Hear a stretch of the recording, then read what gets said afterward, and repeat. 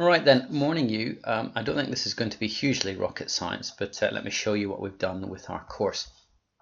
This is a year 7 course, and on the course there are lots of assessment items and lots of rather irritating things that appear in the gradebook, like we use checklists. So if I click on a student, this is what the student sort of sees in their gradebook.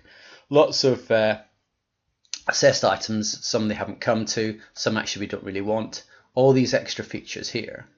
So what we're trying to do is just to make this look a little bit more personable, a little bit more user friendly. So we played about with it and tried to change some features. So here goes. Let's try and do it. Let's see if I can remember again. So I'm back on as me, and I go into administration and I go into grades. And when the grade book comes up, the first thing I want to do is to go into scales, no, letters, because we've set our grades according to these kind of GCSE grade boundary things. So you simply go in and edit this, and you can see we've assigned various ranges from A star down to U. So that bit's done. Then go to categories and items, and this lists all the features that are going to be in the gradebook. And actually this is quite an interesting little section here, because this also ties into badges. So you can see here are all the items that are going to appear on the gradebook, and all you do simply enough is you simply untick, or rather you tick the I. So you close, come on, that item to be seen. So I'm going to do this one, and I'm also going to do the driving test like this. And if I just scroll down and save the changes, I can then flip back into my user view and refresh it. So we've got 1, 2, 3, 4, 5, 6 there. If I refresh the page, there you go. Look at that. That's quite a useful little tool. So that's that bit. The other bit I found whilst going through it, which is nothing to do with the gradebook, is how to set pass marks or pass grades. And this is actually quite useful if you're doing badges, because on badges you can set criteria for passing. So if I looked at password and security quiz for homework, if I scroll along and go to the settings bit, I get information about the maximum and minimum grade.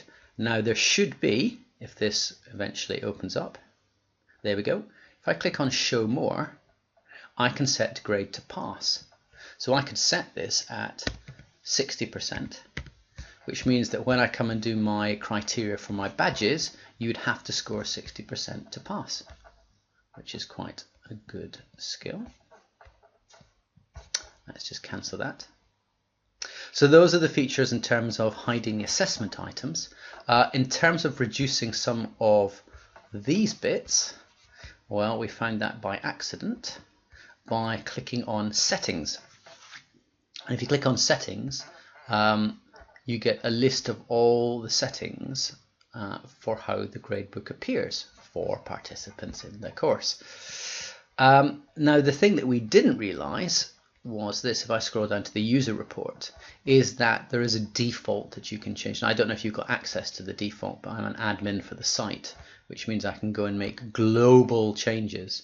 So under these, you can actually go and make sure that the gradebook looks the same for every single person in every single course, which might be a policy for your place. So maybe you want to do that, but we've not touched that, because if I click on the back button, you can overwrite the default settings. So if I just scroll down, here we go, here to user report.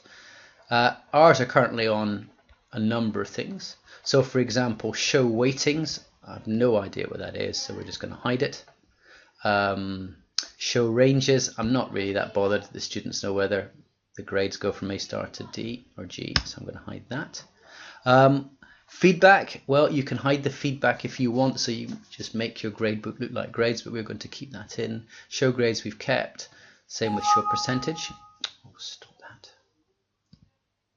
And then we've kept show letter grades, because even though, if I go back to here, even though the grades appear underneath the numbers, I think I quite like to have a column that just has the grades in there on their own. In fact, I just wish they wouldn't do those bits. Anyway, back to here, range decimal points, that's fine.